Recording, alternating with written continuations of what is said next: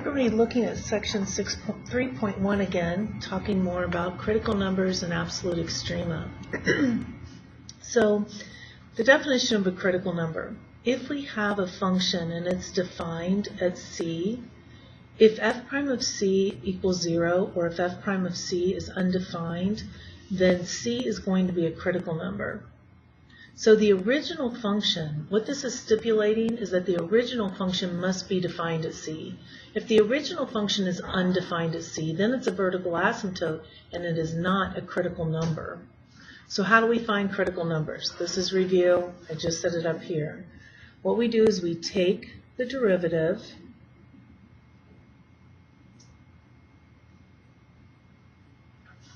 set the numerator and denominator equal to 0. Those x values are critical numbers as long as they are not vertical asymptotes. How do we find absolute extrema? Well, we find the critical numbers. That's where the slope is 0 or the slope is undefined. So find critical numbers. Plug critical numbers and endpoints into the original equation. The largest result is a max, an absolute max we should say. The smallest result is an absolute minimum.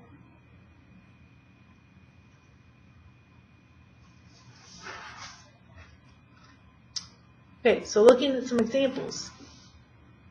Use a graphing utility to graph the function. Locate the absolute extreme of the function on the closed interval.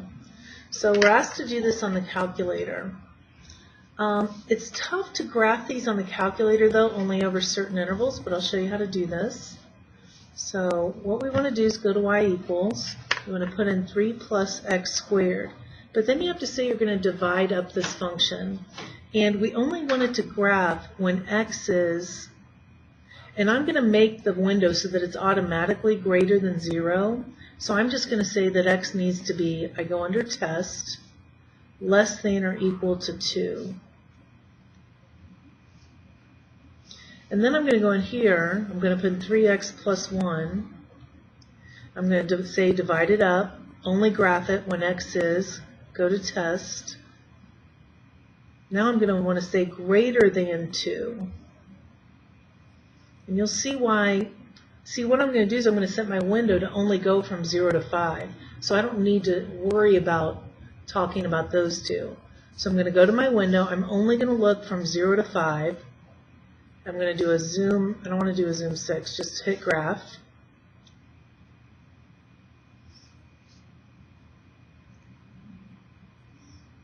All right, let's see what happened here. Go back to our window.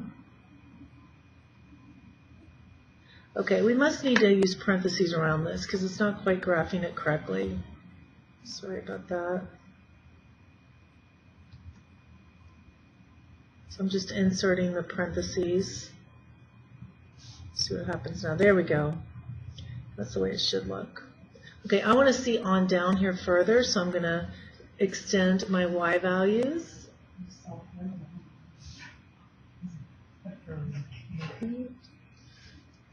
So when we look at these values now, we can see the high point right there.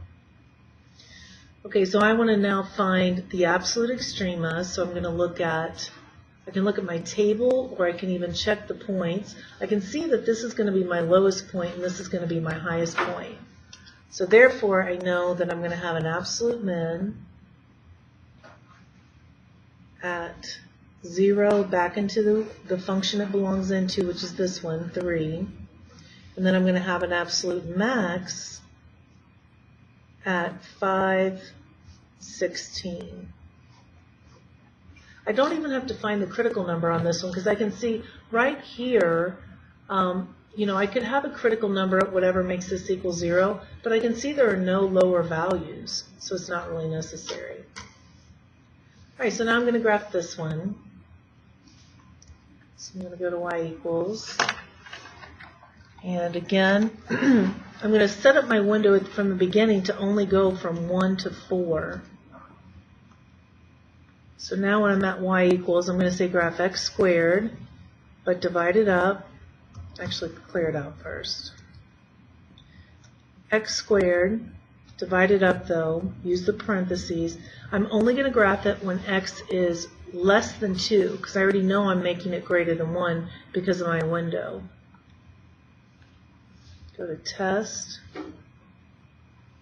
less than 2. And then negative 3x plus 10, divided up.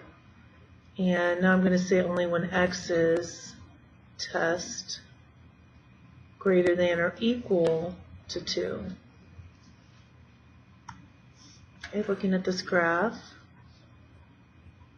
Okay, so now I can see that it's my absolute minimum is here at the end and my absolute max is here. It's not really a critical point.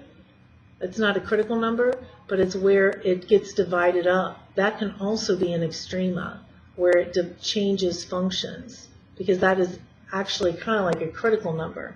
So I can see right here, and if I wanted to look at my table, I could even see it better. But right there at 2, 4, that's where I have the absolute max.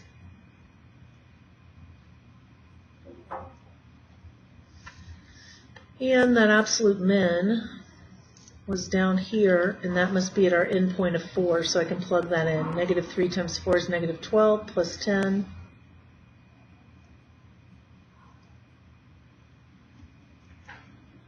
That's going to be our absolute min.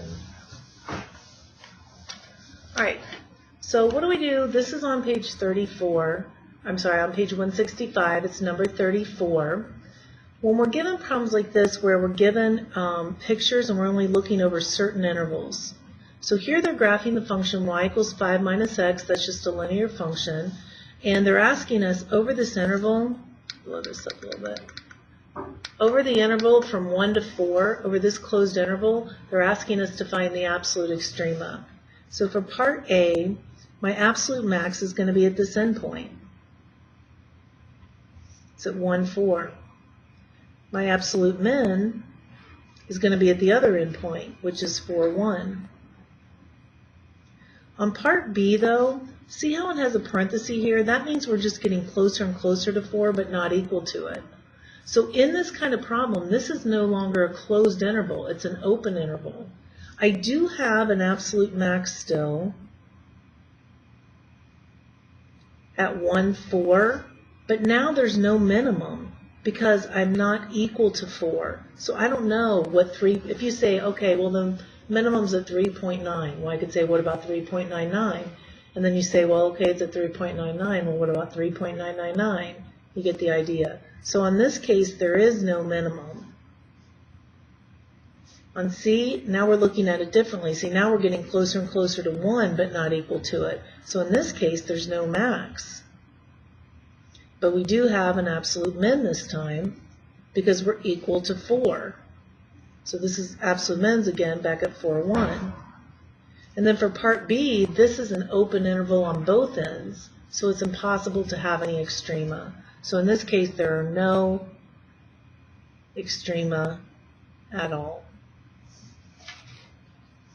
So what you're looking at here is you have to have a closed interval to have both a max, I'm sorry, this one. You have to have a closed interval to have both a max and min. If one of these is an open interval, then you can't have anything happening there. And if both ends have the open interval, there's not going to be any extrema.